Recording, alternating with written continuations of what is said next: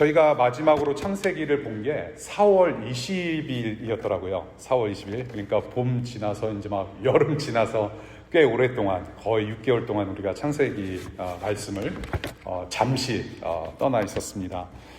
창세기 1장부터 5장까지 여러분들이 뭐 잘 아시다시피 가장 큰 두 사건이 있었습니다. 하나는 창조 사건이고 두 번째는 타락 사건이죠. 그래서 하나님께서 세상을 모두 아름답게 만드셨는데 사람이 자기가 하나님이 되고자 하는 마음, 그리고 뱀의 유혹 때문에 하나님을 버리고 본인들이 하나님이 되는 그런 타락된 그런 사건을 우리가 봤는데요. 그럼에도 불구하고 우리 하나님은 이 타락한 세상 속에서도 여전히 일하셨고, 어떻게 일을 하셨느냐? 바로 사람들을 구원하시고 은혜를 주셔서 하나님께서 영원히 사랑하겠다라고 하는 그 언약, 약속을 계속해서 지켜나오셨다는 것을 우리가 6장까지 봤습니다. 그래서 우리가 이제 5장까지 그런 내용을 봤는데 6장은 또 어떤 내용이 있냐면은 사람들이 많아집니다. 사람들이 굉장히 많아지면서 죄도 더 많이 짓게 된 세상이 되었어요. 그래서 하나님께서 이 세상을 안 되겠다, 가만히 놔둬서는 안 되겠다, 내가 조금 손 좀 봐야 되겠다. 그래서 굉장히 심각한 심판을 약속을 하십니다. 심판을 하겠다 하셨는데, 그래서 그 예고를 하신 뒤에 바로 한 사람을 세우셨으니 바로 노아라는 사람을 세우셨고, 이 노아라는 사람을 시켜서 이 세상을 또한 어떻게 구원하실 것인가, 하나님께서 이 세상을 구원하시는 언약, 약속을 어떻게 지키실 것인지를 알려주신 그 대목이 바로 창세기 6장의 말씀이었습니다. 그래서 오늘 본문은 그 하나님께서 내리는 심판과 그 언약을 지키시는 그 회복의 일들을 오늘 조금 디테일하게 보면 좋겠어요. 그래서 여러분들이 잘 알고 계시는 노아의 방주 이야기이기 때문에 이거는 2시간으로 끝날 설교는 아닐 것 같아요. 각오들 하시니까 우리 교회 방문하신 분들은 좀 죄송하지만 저희 교회가 이래요. 한 2시간 여러분들 꼭 참고 계시고 계시면 좋겠어요. 노아의 방주입니다. 노아's ark. 노아의 홍수 사건. 이게 어린이 설교 혹은 공작, 선데이스쿨, 주일학교 공작 시간의 단골 메뉴예요. 우리 한번 사진 보여주시겠습니까? 저런 분위기인 거죠. 저희가 주일학교 때, 그리고 아직도 어린이들이 많은 교회에서는 저거를 가르쳐요. 뭐 아기자기하지 않습니까? 화목해 보이기도 하고, 깔끔하게 파도 치는 물도 있고, 정교하게 잘 지은 통통한 배가 떠 있고, 저런 것을 우리가 배우고 자랐어요. 즐겁고 가볍게 언제든지 접할 수 있는 대표적인 성경 동화 이야기, 동화 성경 이야기예요. 근데 여러분들 생각해 보십시오. 오늘 본문에 읽어보신 대로 며칠 동안 비가 내렸다고 그랬죠? 며칠 동안? 40일 동안 비가 내렸어요. 한번 생각해 보세요. 최근에도 미국과 또 세계 곳곳에서 홍수가 났습니다. 며칠 비가 내리지도 않았어요. 그래서 수많은 이재민들이 생겼습니다. 비가 40일 동안 내렸다라는 것은 다 죽자는 얘기예요. 40일 동안 비가 내려서 모든 사람과 생물들이 다 죽게 된 사건이 과연 저렇게 동화처럼 가볍게 여길 일인가라는 것을 이제 우리는 장성했기 때문에 한번 고민해 보면 좋겠다는 얘기예요. 이게 과연 동화처럼 가볍게 들릴 일인가라는 거. 그런 무거운 마음을 좀 전해드리고 싶었어요. 여러분들 자연재해를 보세요. 정말로 자연재해. 한번 또 다른 사진 보여줄 수 있으신가요? 저게 일본 쓰나미예요. 불과 몇 시간 만에 저렇게 물이 덮어서 수많은 사람들이 죽었어요. 2004년에 제가 겨울에 2004년 12월에 메릴랜드에서 청년사역, 킹덤이라는 청년사역을 처음 시작하는 해에 3박 4일 동안 컨퍼런스 집회를 했는데, 마지막 날에 뜨겁게 기도하고 우리 자신을 위해서 막 기도하는 중에 인도네시아에서 쓰나미라는 엄청난 재앙이 닥친 거였죠. 근데 그 순간 저희는 재앙이 닥친 것도 모르고 열심히 우리 자신을 위해서 기도했어요. 근데 집회 다 끝나고 보니까 크리스마스 때 그런 일이 벌어졌던 거예요. 수십만 명이 죽었어요. 40일 동안 비가 내리고 150일 동안 이 세상에 물이 가득 찼다라는 것은 우리가 어떻게 생각하면 좋겠습니까, 여러분? 그래서 저는 가장 중요한 질문을 드리고 싶어요. 이 대홍수 사건, 결코 가볍게 여길 만한 단순한 성경 동화 같은 이야기가 아니라는 거. 드리고 싶은 질문은 이겁니다. 왜 홍수로 멸하셨는가? 왜 이렇게 무서운 일을 만드셨는가? 우리 복습하는 차원에서 6장 말씀을 보면 좋겠습니다. 창세기 6장 말씀 11절부터 13절까지의 말씀이에요. 6장 11절부터 13절. 우리 다 같이 우리 두려운 마음으로 하나님 경외하는 마음으로 좀 읽으면 좋겠습니다. 다 같이 시작. 하나님이 보시니 세상이 썩었고 무법천지가 되어 있었다. 하나님이 땅을 보시니 썩어 있었다. 살과 피를 지니고 땅 위에서 사는 모든 사람들의 삶이 속속들이 썩어 있었다. 하나님이 노아에게 말씀하셨다. 땅은 사람들 때문에 무법천지가 되었고 그 끝날이 이르렀으니 내가 반드시 사람과 땅을 함께 멸하겠다. D.A. 칼슨이라고 하는 지금 현존하고 있는 신학자 중에 가장 주목받는 우리 할아버지 신학자가 계신데, 이 칼슨이 뭐라고 얘기하냐면 His wrath is a function of His holiness as he confronts sin. 한국말로 이거를 어떻게 번역할 수 있냐면요, 하나님의 진노는 죄에 맞서는 그분의 거룩함의 기능이라고 설명을 합니다. A function of holiness. 하나님의 진노는 죄에 맞서는 그분의 거룩함의 기능이다. 다시 풀어서 말씀드리자면 하나님은 죄와 섞일 수 있는 분이 아니에요. 하나님은 너무나도 거룩하시기 때문에 죄를 싫어하시고 죄와 멀리 하실 수밖에 없는 분이세요. 만드신 하나님의 세상도 죄와 섞일 수가 없어요. 이러한 모습을 보시고 심판하신 거예요. 거룩하신 하나님의 1차적인 반응은 심판입니다. 죄에 대한 심판. 죄를 보시고 죄를 겪고 있고 죄를 만들어가고 죄에 대해서 고통 중에 있는 인간들을 보실 때에는 반응하시는 것이 바로 심판이라는 겁니다. 하나님의 진노. 그래서 하나님은요, 그래서 우리가 전능하다라고 했을 때 omnipotence, God is almighty, 전능하신 하나님이라고 했을 때는 하나님은 창조하신 거 맞아요. 창조주 하나님이시기도 하고 창조도 가능하시고 동시에 하나님은 그 창조하신 세상도 심판하실 수 있는 분이라는 모든 내용이 내포되어 있는 것이 바로 하나님의 성품, 전능하신 하나님이라는 것입니다. 창조도 가능하시고 심판도 가능하신 전능하신 하나님. 그래서 하나님이 어떻게 심판하셨는지 오늘 이제 디테일이 쭉 있는 거죠. 자, 홍수를 내리시는데, 자, 방주에 들어간 노아와 가족들, 동물 외에는 모두 홍수로 쓸어버리셨대요. 저런 쓰나미, 확 쓸어버리신 거예요.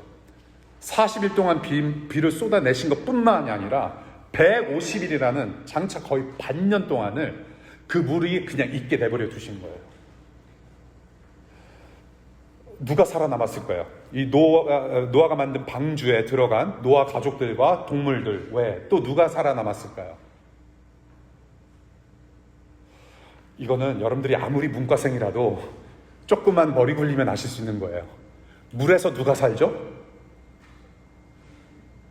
어젯밤에 스시 드시다가 체해가지고 오늘 늦게 오신 분이 계시거든요. 물고기예요. 물고기 빼놓고는 다 싹쓸이 하신 거예요. 아무도 살아남을 수 없는 상태. 이 물이라고 하는 것은 그래서 우리가 성경을 전체를 보면은 물은 심판을 상징합니다. 또한 심판과 동시에 정결을 상징해요. 심판을 하시는 이유는 우리와 저와 여러분들을 이 세상을 정결하게 하시려고, purify 하게 하시려고, 정결하게 깨끗하게 하시려고 하는 물의 심판을 우리가 성경에서 자주 보는데요. 이 물이 얹어주는 의미가 상당합니다. 그냥 물로 홍수, 우리 동화 사파 보듯이 물이 그냥 파란 물이 그냥 이렇게 파도치고 그런 이쁘장한 물이 아니에요. 이 물이라고 하는 데는 굉장히 큰 의미가 있는데 우리가 창세기 1장 2절을 보게 되면 하나님께서 창조하신 때에 뭐가 있었죠? 물이 있었어요. 물이라는 어떤 상징적인 뭔가가 있었단 말이죠. 그래서 창조 때 물이 있었고 창조하신 그 세상을 지금 무엇으로 다시 심판을 하십니까? 물이라는 걸로 다시 심판을 하세요. 그러니까 창세기 저자는 의도적으로 지금 홍수라는 것을 또 기록하기도 했으면서 강조하는 바가 또 있어요. 그래서 우리가 봐야 되는 구절이 21절입니다. 우리 21절 한번 볼까요? 자, 21절 제가 읽을게요. 새와 집짐승과 들짐승과 땅에서 기어다니는 모든 것과 사람까지 살과 피를 지니고 땅 위에서 움직이는 모든 것들이 다 죽었다. 자, 여러분들 보세요. 어떻게 나열하고 있나요? 새부터 시작해서 사람까지 나열하고 있어요. 지금 이 순서가 무슨 순서냐면 창조된 순서입니다. 그래서 사람이 6일째 창조되었던 사람이 맨 마지막에 나오는 거예요. 그러니까 먼저 만들어진 새와 동물들 죽이신 다음에 하나님께서 사람까지도 다 쓸어버리셨다. 그러니까 뭡니까? 물로 창조된 이 세상이 지금 물로 다 망하는데 창조하신 순서대로 다 그렇게 정리하신다라는 얘기예요. 예, 망가진 순서대로, 만들어진 순서대로 다 천천히. 자, 40일이라는 숫자가 있습니다. 40일도 곳곳에서, 성경 곳곳에서 상징적으로 쓰여지는 숫자인데요. 여러분들 40년 하면은 뭐가 생각나시나요? 아, 이제 난 어른이구나. 뭐 그런 건가요? 40 하면은 또 생각나는 게 뭐가 있을까요, 여러분? 그래서 우리는 성경을 공부해야 돼요. 40년 동안 모세와 이스라엘 민족이 어디서 방황했죠? 광야 생활을 40년 동안 했어요. 그 다음에 다윗과 솔로몬에게 주어진 어떤 통치 기간, 상징적인 통치 기간이 40 years, 40년이었고요. 그리고 이제 예수님 시대로 들어와서 뭡니까? 예수님께서 금식하시고 광야에서 시험 받으신 기간이 얼마예요? 40년? 40일이에요. 하나님께서는 뭔가 새로운 일을 하시고 새로운 시대를 여실 때 사용하신 상징적 기간이 40일 혹은 40년이었어요. 그러니까 홍수를 40일 동안 내려서 물로 싹쓸이 하셨다라는 것은 뭔가 조짐이 있다라는 얘기예요. 뭔가 조짐이 있다. 뭔가 새로운 일을 하시려고 하는 것이 맞다라는 것을 우리가 추론할 수 있단 말이죠. 이 홍수로 인해서 뭔가를 하실 계획이 있다. 자, 그 계획이 뭐냐면 회복의 길을 여시는 은혜를 베푸신다는 겁니다. 비록 심판하고 싹쓸이 할지라도 여전히 살아남을 수 있는 구멍은 만들어주겠다라는 말씀을 하시는 거예요. 그 일을 하셨어요. 구원의 은혜를 베푸신다는 거. 자, 하나님은 누구를 세웁니까? 노아 한 사람을 세워서 약속하신 은혜, 회복의 은혜의 손길을 하셨고, 이 창세기 저자는 그 은혜의 손길을 지금 낱낱이 기록하고 있습니다. 그래서 굉장히 은혜로워요. 이 7장의 말씀은 심판만을 얘기하고 있는 것이 아니에요. 너무 무서운 얘기예요. 예, 사실 아이들 뭐 동화 같은 성경 이야기라고 했는데 정말로 40일 동안 사람이 물 맞고 살면 어떻게 되는지 낱낱이 알려주잖아요. 얘네들 까무러칠 거예요. 그런 무서운 이야기입니다. 동시에 이 방주의 이야기는 은혜의 이야기예요. 그래서 어떤 은혜를 베푸셨는지 한번 찬찬히 보겠습니다. 1절 먼저 볼게요. 자, 모세 한 사람을 세우세요. 성경은 물론 하나님께서 집단적으로 행동하게 하시고 어떤 특정한 공동체를 세우셔서 일하시기도 하지만 대부분의 경우 한 사람만 세우세요. 예, 하나님께서 세우신 특별한 한 사람을 통해서 일하세요. 수많은 선지자들이 그랬고 수많은 믿음의 조상들이 그래 왔고요. 또한 우리를 구원하신 단 한 분, 예수 그리스도. 예. 자, 모세 한 사람은 세우세요. 근데 모세가 의로운 사람이래요. 의로운 사람, righteous man, the man of righteousness. 굉장히 멋진 타이틀입니다. 이거는. 하나님께 믿음으로 순종하는 사람을 들어서 우리는 의로운 사람이라고 표현을 해요. 노아는 순종했어요. 날씨가 이렇게 화창한데 하나님께서 배를 만드신다더라. 배를 만들으라고 하신다더라. 대꾸를 한 적이 없어요. 성경을 어디를 아무리 털어봐도 노아가 제가 미쳤습니까? 딴 사람 보기에 내가 뭐가 되라고요. 근데 노아는 그대로 준행하였다라고 얘기를 해요. 의로운 사람이에요. 하나님께서 만들라고 하신 것을 만들었기 때문에 순종했어요. 이 한 사람을 의롭다 하시고 세우신 것, 아직도 죄악된 세상 가운데 희망이 있다라는 표시를 아주 큰 거를 남겨놓으신 거라고 저는 생각을 해요. 한 사람 세우셨다. 두 번째, 2절입니다. 동물들을 쌍으로 방주로 들여보내세요. 동물들을 커플을 져가지고 페어시켜서 방주 안으로 부원시킵니다. 이게 무슨 뜻이에요? 암컷, 수컷, 쌍쌍으로 들어갔다는 것은 앞으로 생명이 만들어질 거라는 암시입니다. 그거를 의도하신 거예요. 그러니까 홍수로 심판을 하는 것은 분명한데 물이 걷어지고 난 다음에 다시 새로운 세상이 열릴 것이다. 그때를 대비해서 동물 암컷, 수컷을 쌍으로 들여보내신 거예요. 그래서 이렇게 구원을 하신 거죠. 자, 근데 여기서 재미난 것이 있습니다. 네. 더 은혜가 되는 게 뭐냐면 정결한 동물들도 있고요. 잘 보세요. 2절. 부정한 동물도 두 쌍을 들여보내세요. 저는 꽤 오랫동안 아니 왜 부정한 동물을 왜 구원하셨을까? 예, 뭐 주석을 많이 살펴봐도 적당한 답이 없어요. 예. 근데 뭐 제가 이렇게 이단성 있는 발언하려고 하는 거 아니에요. 예, 뭐 다른 신학자가 아무런 말 안 한 거를 제가 이렇게 만들어서 하는 게 아니라 타당한 근거이기 때문에 그런데 하나님 정결한 동물은 왜 정결한 동물이 구원 받았어야 됐냐면 제사용이기 때문에 그래요.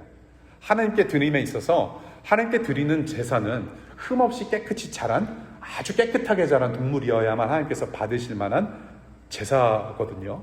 예. 그 동물 그리고 또한 하나님께서는 제사만 드리게 하신 것이 아니라 그것을 또 먹게도 하셨어요. 그러니까 식용이에요. 예.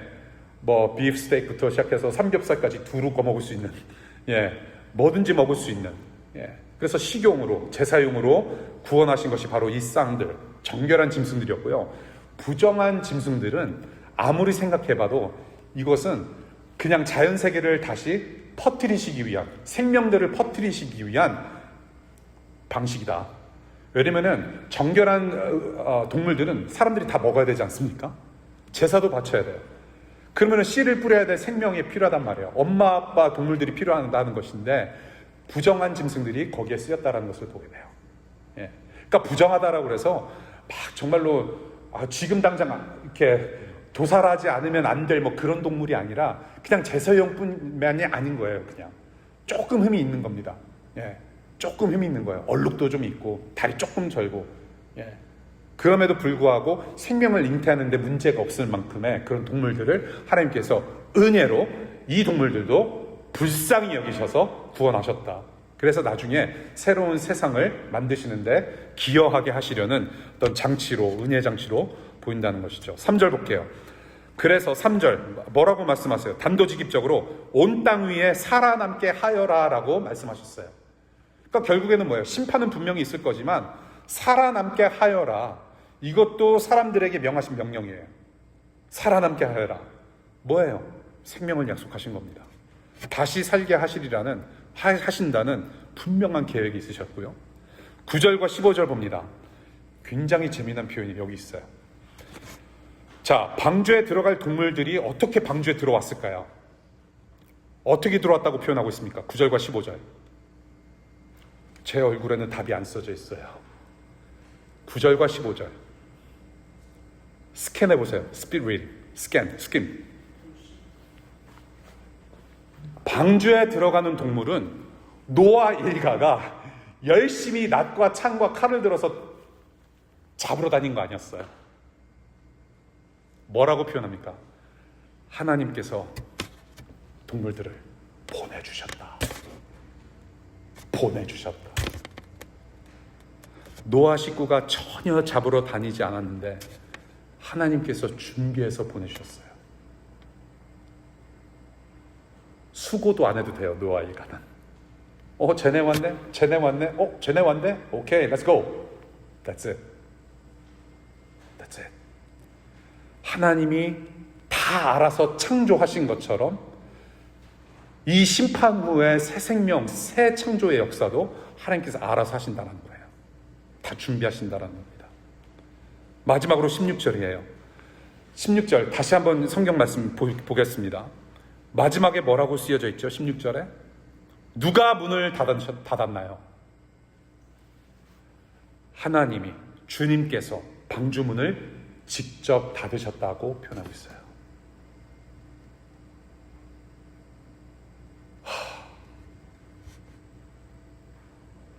저는 여기에 대해서 좀 의구심이 있어요.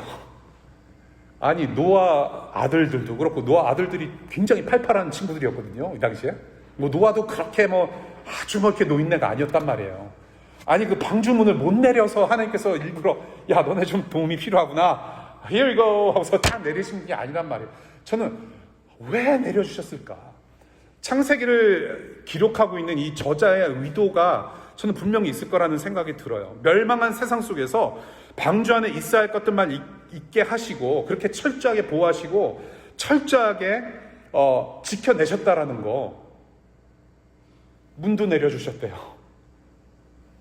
구원이라고 하는 것은 나의 노력과 열심의 어떤 결과가 아니라 하나님의 손에 직접 끝까지 이루어진다라는 것을 의도적으로 표현했다고 저는 생각을 해요. 하나님은 노아의 손, 아들들의 손을 빌려서가 아니더라도 하나님 직접 하나님께서 손수 문을 내리실 수 있는 분이에요. 근데 이것을 굳이 기록한 이유는 방주의 구원은, 저와 여러분들의 구원은 나의 노력과 나의 열심과 내 부모님의 신앙과 내 부모님의 직분 때문에 내가 구원받는 것이 아니라 하나님의 일방적인 사랑 때문에, 하나님의 주권적인 은혜 때문에 일방적으로 받는 것이 구원이라는 것을 가르쳐줌이 아닐까라는 생각을 해요. 이 이야기를 듣고 있는 이스라엘 후세대 민족들은 그거를 아마 깨달았을 거예요. 아, 맞다. 출애굽을 시켜주신, 애굽 땅에서 그 물을 가르시고, 홍해 물을 가르시고 우리를 구원하신 우리 선조들, 맞다. 그 하나님이 우리 하나님이다. 이 노아의 방주를 일으키신 하나님도 우리 선조들을 이렇게 구원하셨다. 맞다. 그 하나님을 우리가 믿고 따르면 된다라고 배웠을 거예요. 구원은 오직 하나님께서 이루신다. 오늘 본문 내용이 이렇습니다. 오늘 본문 내용이 바로 이제 노아의 방주, 홍수에 대해서 이런 디테일을 우리에게 주셨고, 그래서 우리 하나님은 어떤 분이신가?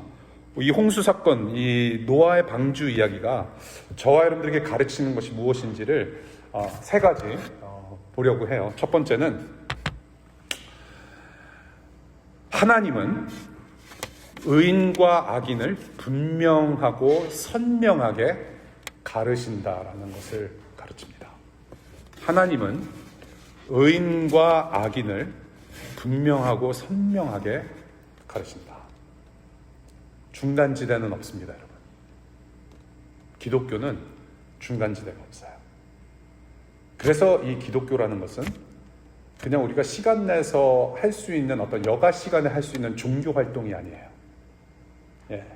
쉬는 날이면 평소에 안 찾았던 저기 절에 들어가서 잠시 스님들과 담소 나누고 절하면서 내려올 수 있는 그런 종교 활동을 할 수 있는 종교가 아닙니다, 기독교는. 의인과 악인을 분명하게 가르치는 하나님이심을 배워요. 공의의 심판은 분명히 있다는 것을 확연하게 가르쳐주고 있어요. 아이들이 언제든지 찾아서 들을 수 있는 그런 동화 형식의 수준의 이야기가 아니라는 말씀이에요. 이것은. 어떤 자들이 방주에 오르지 못했을까요? 어떤 자들이 구원받지 못했습니까? 왜 심판을 내릴 수밖에 없었는지 우리 함께 기억하면 좋겠어요. 여러분들은 어디에 계세요, 지금? 의인과 악인을 구분하시는 데 있어서 여러분은 어디에 속한다고 생각하십니까? Where are you? 세상 가득히 내려진 이 비의 무게는 세상의 죄의 무게라고 저는 생각을 해요. 40일 동안 내리고 150일 동안 세상에 가득했던 그 물의 무게는 저와 여러분들의 죄의 무게입니다, 여러분. 세상 죄의 무게예요. 그 무거운 죄의 심판을 여러분들 받으실 준비되어 있으세요? 나는 의인은 아닌 것 같아. 마음에 찔리는데 악인이라고 하면 좀 그렇기도 하고, 내가 교회 생활한 지가 몇 년인데. Are you ready for that judgment? 하나님의 심판은 죄의 무게만큼 무겁고 무섭다는 것을 가르쳐요. 저와 여러분들의 현실이 그래요. 성경에서 뭐라고 진단합니까? 의인은 없나니 아무도 없다라고 말씀하세요. 이 세상에 의인 아무도 없습니다, 여러분. 교회 목사 의인 아니에요. 장로님, 집사님, 선교사님 의인 아닙니다. 의인은 한 명도 없다라고 진단하고 있어요. 그게 우리 처방입니다. prescription. No one is righteousness. No one is righteous. 아무도 하나님의 영광에 이르지 못했다라고 진단하고 있어요. We are all fall short of glory. God's glory. 하나님을 하나님으로 여기지 않는 그 죄의 무게에 대한 책임은 분명하게 있으니 심판을 무시하지 마시길 바라요. 그것을 가르칩니다. 두 번째 포인트. 그럼에도 불구하고 심판은 하나님의 약속, 즉 언약을 파기하지 못한다라는 것을 배워요. 이 홍수라는 엄청난 양의 그 물의 무게, 거기서 오는 그 심판은 하나님의 언약을 무찌를 수 없다라는 것을 배웁니다. 하나님의 언약을 멈추게 하지 못해요. 비록 홍수라는 심판은 있었지만 하나님의 구원은 멈출 수 없다라는 것입니다. 하나님이 하나님 되시고 저와 여러분들이 우리가 되는 영원한 기쁨과 행복을 약속하신 것이 바로 언약이에요. 하나님의 언약. 하나님이 하나님 되실 때 우리가 행복한 거예요. 내가 하나님이 될 때는 절대로 행복할 수 없습니다. 여러분들 경험해 보셔서 아시잖아요. 지금 얼마나 열심히 살아야 더 행복해질 수 있을까요? 그것을 우리는 행복이라고 하지 않습니다. 그것은 오히려 비극이에요. 우리가 만들어낸 행복은 절대로 행복할 수 없습니다. 영원히 가지 못해요.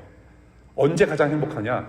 하나님이 하나님 되시고 우리가 우리 될 때, 사람이 사람 될 때가 가장 행복한 거예요, 여러분.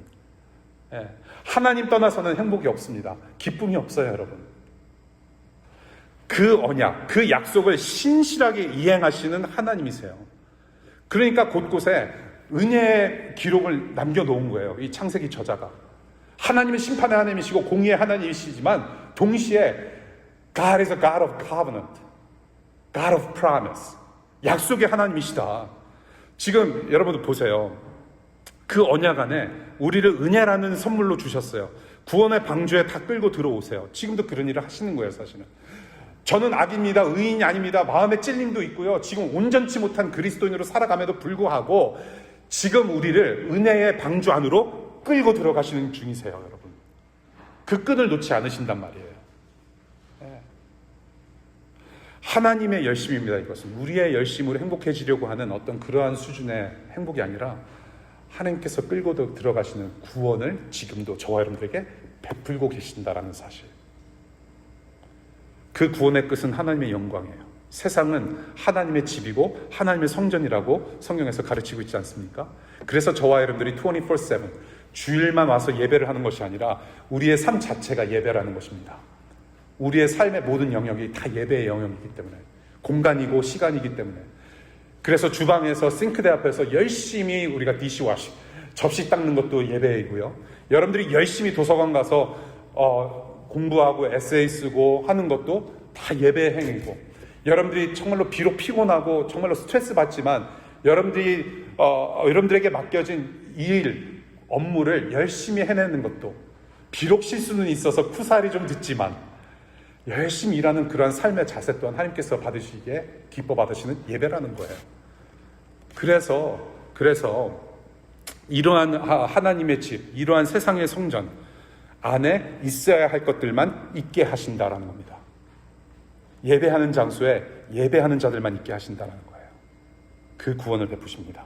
쓸려나갈 건 쓸려나가고 하나님께서 구원하신 예배자들을 모으셔서 이제는 정말로 참된 성전과 참된 하나님 집을 만드시겠다라고 하신 약속을 지금도 우리에게 하고 계신다는 겁니다. 그 영광의 기쁨을 우리에게끔 누리게 하세요.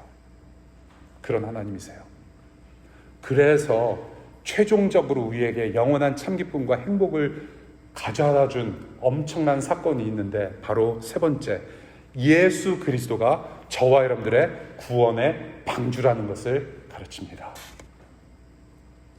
세상을 다 쓸어버릴 만큼 내려진 심판의 홍수만큼 그 세상의 저주를 다 짊어지신 예수 그리스도를 우리에게 보내주셨다라고 하셨어요. 예수 그리스도는 한치 틈새가 없으세요. 노아의 방주가 조금이라도 허술하게 지어졌다면 아마 큰일 났을 겁니다. 성경에 기록도 안 되어 있을 거예요. 그렇죠? 노아가 허술하게 방주를 만들었더라. 왜? 하나님의 말씀에 순종하지 않았으므로. 그 한 줄 올라가 있을 거예요. 근데 노아는 그 주님의 명령의 말씀을 너무나도 신실하게 잘 따랐습니다. 어떻게 됩니까? 다 살림을 받았어요. 구원을 받았어요. 빗방울이 들어오지도 않았어요. 너무나도 완벽했습니다. 너무나도 온전한 배였어요. 예수님은 그렇게 한치 오차 없이 저와 여러분들을 구원해내신 방주이십니다. 실수가 없으세요. 예수님은 철저하게 하나님의 율법과 명령을 다 지키시고 온전한 사랑, 사랑이 무엇인지 기준이 되셔서 우리에게 사랑 주신 분이에요. 어떤 사랑 베푸셨어요? 죽을 만큼 사랑하셨어요. 우리 대신 죽을 만큼 사랑하셨어요. 여러분, 저한테 100불 좀 꺼주시겠어요? 아니, 100불은 너무 약한 것 같아요. 대충 여러분들 얼굴로 봤을 때 제가 추측하기로는 여러분들 구좌에 적어도 평균 500불은 있을 것 같아요. 제가 2주 뒤에 한국을 다녀오는데 오랜만에 36년 못 본 우리 친구들도 만나는데 제가 그래도 한턱 쏴야 될 거 아니에요. 저한테 500불만 좀 주세요. 이거밖에 안 돼요, 우리? 특별히 오늘 새로 처음 보신 분들, 좀 무리한 말씀인데 저한테 500불만 좀 주세요. 다음에 오실 때 제가 조금씩 분할해서 갚는 한이 있더라도 선뜻 500불도 못 줘요. 지나가는 노숙인들한테 내가 가지고 있는 빳빳한 지폐 한 장 20불짜리도 주기 힘들어요. 그럼에도 불구하고 예수님은, 죄 없으신 예수님은 죄인 때문에 죽으신 분이에요.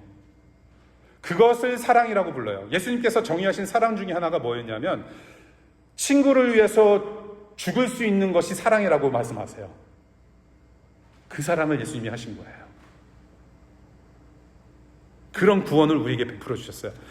죄 때문에 하나님께 못 나아갔는데 우리의 죄를 대신 사해 주시고 우리가 하나님의 자녀 될 수 있도록 길을 활짝 열어주신 분이 바로 예수님이세요. 그 구원의 방주에 우리가 들어갈 때, 예수님이라는 분을 믿음으로 받아들일 때, 그래서 우리가 예수라는 구원의 방주에 들어갈 때 비로소 우리는 하나님의 자녀로서 참 행복과 참 기쁨을 누릴 수 있다는 것을 성경에서 가르치고 있고, 그것을 우리는 복음이라고 부르는 겁니다.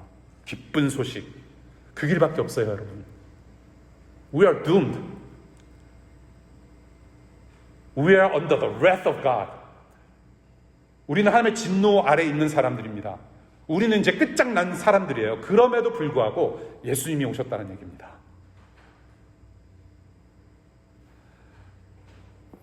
세상의 죄만큼 받아야 할 심판은 예수님밖에는 감당할 수 없었어요. 사람의 노력과 지혜가 아닌 하나님의 아들로서 언약, 그 약속이 완벽하게 지켜졌습니다. 하나님이 하나님 되시고 우리가 될 때 참 행복하고 참 기쁨이 있다고 말씀드렸죠. 그 길은 예수님밖에 없어요. 예수님을 통해서 이제는 하나님이 내 아버지시구나. 나는 그 예수님 때문에 다시 자녀가 되었구나. 저는 여러분들이 그 고백을 하실 수 있기를 바라요. 그 완벽하신 예수님의 구원.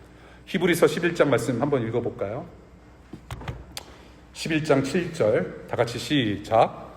믿음으로 노아는 하나님께서 아직 보이지 않는 일들에 대하여 경고하셨을 때에 하나님을 경외하고 방주를 마련하여 자기 가족을 구원하였습니다. 이 믿음을 통하여 그는 세상을 단죄하고 믿음을 따라 얻는 의의를 물려받는 상속자가 되었습니다. 아까도 잠시 말씀드렸지만 화창한 날씨에 홍수가 날 터니 배를 만들으라고 하는 하나님의 말씀을 노아는 들었어요. 얼마나 많은 사람들이 조롱했을까요? 얼마나 많은 사람들이 손가락질 했을까요? 그런데 그 손가락질 했던 사람들 다 어떻게 됐습니까? 노아는 조롱거리로 살다가 구원을 받았어요. 예수를 믿는다는 것은, 하나님의 말씀을 듣고 따른다는 것은 조롱이 따라옵니다, 여러분.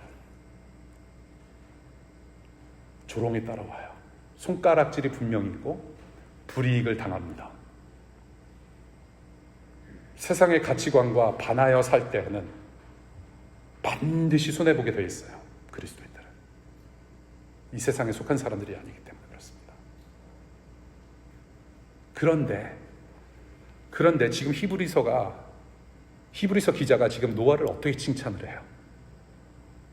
믿음을 따라 얻는 의를 물려받는 상속자가 되었다라는 엄청난 칭찬을 남깁니다. 과거에는 조롱거리였으나 나가 예수 믿는다는 것 때문에 이웃들을 정말로 아낌없이 사랑한다라는 그 믿음의 행위 때문에 나는 조롱거리를 받았을지라도 지금 노아의 위치는 무엇입니까? 노아가 위치가 어디예요? 영원한 칭찬 속에 있습니다. 생명책에 기록될 만큼. 예수님도 조롱받으셨어요.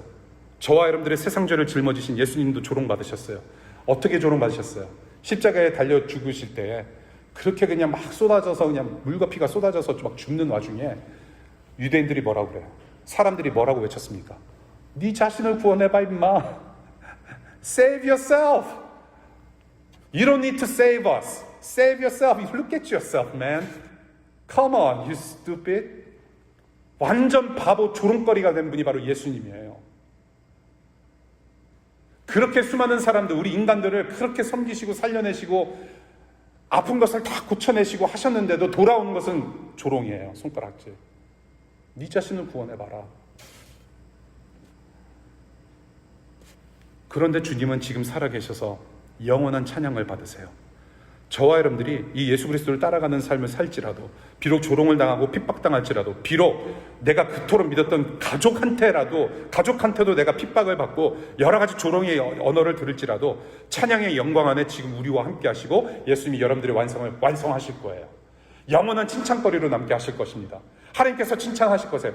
야, 내 아들 예수로 인해서 네가 여기 왔구나. 웰컴 패키지. 제가 한국 가는 준비를 하느라고 그 대한항공 그 덴공 뭐 여러 가지 자료 유튜브를 좀 많이 봐요. 괜히 실수하지는 않을까. 오랜만에 장거리 비행기 타는 거라서 뭐 신발을 벗고 타야 되는 건가 확인 좀 하느라고. 그런데 그 퍼스트 클래스는 웰컴 패키지가 있더라고요. 이코노미 타는 사람도 좀 웰컴 해주지. 그거 이렇게 따라주고 그런데요. 막 이렇게 약간 비행기 타면 이게 이 세상에 완전 축소판 아닙니까? 예? 서열 따라서, 재정 상황에 따라서 딱딱 커튼 쫙쫙쫙 닫히지 결국에는 추락사고 나면 다 똑같은데. 예수님밖에 없어요. 우리와 함께 하시고 끝까지 인도하십니다. 그러니 여러분들 우리 예수님께 돌아오시기를 바라요. 이미 돌아오신 분들도 우리가 유혹받지 않습니까? 인생의 운전대를 내가 잡고 싶어 하고 이거는 하나님께서 주신 생각이기 때문에 이것은 틀림없어라고 믿기는 하지만 실족도 해요. 그것이 아닌 것을 우리가 발견하게 되고 인생의 운전대를 이번 한 주간 동안 그 믿음의 운전대를 붙잡고 하나님 의존하면서 살았으면 좋겠어요. 여러분 심판의 때는 다시 옵니다. 우리 누가복음 말씀 17장 26절 27절 다 같이 시작. 노아 시대에 일이 벌어진 것과 같이 인자의 날에도 그러할 것이다. 노아가 방주에 들어가는 날까지 사람들은 먹고 마시고 장가가고 시집가고 하였는데 마침내 홍수가 나서 그들을 모두 멸망시켰다. 인자의 날에, 예수님 다시 오시는 날에 분명히 심판이 있을 거라고 분명히 예고하십니다. 그러나 그때는 물 심판은 아닐 거예요. 여러분들 일기예보 믿지 않습니까? 우리 몇 주 전에 피크닉 가려고 했는데 우리가 일기예보를 너무나도 믿어서 비 안 오는 날 괜히 피크닉 취소해버리고 그래서 이번 주 토요일 날 다시 과수원을 가기로 했단 말이에요. 일기예보는 우리는 그렇게 잘 믿어요. 예수님이 다시 온다고 하는 영적인 일기예보 우리가 들을 수 있기를 바라요. 다시 오시는 날 저는 여기 앉아있는 여러분들을 놓치고 싶지 않습니다. 그것이 예수님의 마음이에요. 다 방주 안에 들어오기를 원하세요. 그래서 일일이 다 세실 겁니다. 여러분들 이름, 여러분들 머리카락도 몇 개인지 다 아시는 우리 하나님께서 여러분들의 이름을 부르실 거라고 저는 믿습니다. 그 주님께서 여러분들 이름 부르시는 날에 모두가 그 불려지는 이름으로 인하여서 예수님 앞에서 영원히 우리가 함께 기뻐할 수 있기를 바랍니다. 여러분들 예배당에 몸만 오지 마시고 평소에 하나님을 하나님으로 인정하는 그런 참 자녀들로 살아가실 수 있기를 바라고, 내 인생 이제 내가 알아서 살겠습니다. 여러분들 고집 꺾으시기를 바라요. 그것은 살 길이 못 됩니다. 절대로. 속히 오늘도 여전히 외치는 그 예수님이 어떤 분이신지를 알아가시는 우리 한 분 한 분 되실 수 있기를 바라고, 그 예수님으로 인하여서 이번 한 주간 동안 비록 힘들지라도 감사로 하나님께 영광 드리며, 또 이렇게 방주로 불러 모아야 될 우리 이웃들이 있다면 우리가 도움의 손길을 또한 펼쳐주는 그러한 섬김도 할 수 있기를 바랍니다. 기도하겠습니다. 우리 잠시 기도하면 좋겠습니다. 오늘 들으신 말씀으로 우리 하나님께 마땅히 드려야 될 말씀, 부탁드려야 될 말씀, 도움을 요청해야 될 말씀들, 또 감사와 회개의 말씀들이 있을 것입니다. 우리 각자가 마음에 드는 생각으로 하나님께 기도하며 예배하는 시간 갖겠습니다.